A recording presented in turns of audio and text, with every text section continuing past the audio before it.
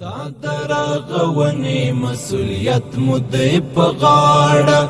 مونگ دی آبادی تپت اجمن یسر واڑا کڑو باندی پخپلو حلو ځلو باندی خادا کڑو باندی پخپلو حلو ځلو باندی خادا زندہ باد هیواد گلا زندہ باد هیواد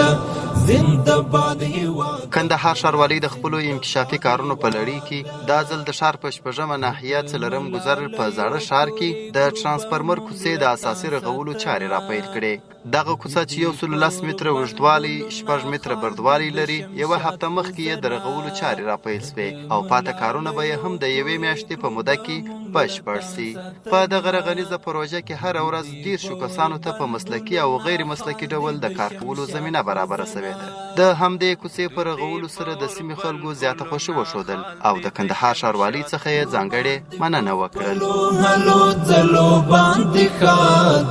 کړو باندې پخپلو حلو ځلو باندې خادا زنده باد هیواد ګلا زنده باد هیواد. کور د دې ودان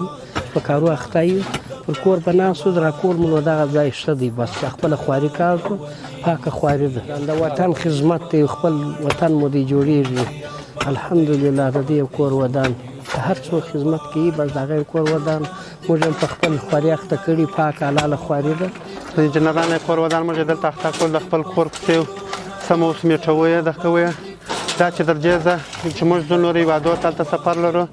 یا ځوانان مثلا تلته ځینې د زنګلو یا د شتو ښکار کې یا د بل ملک آبادي ده نو درجه راځي په خپل وطن کې د کار وکړي. ډېر خوشاله کور د خلکو وطن سره همکاري کوي سره خوښي کور دې شکریا ادا کوو. جوړ بشه مثال د نړۍ او په نن غیرت مشهور ژرب د کړو سیال د نړۍ حس غرور د خامش او جوړ بشه مثال د نړۍ حس غرور د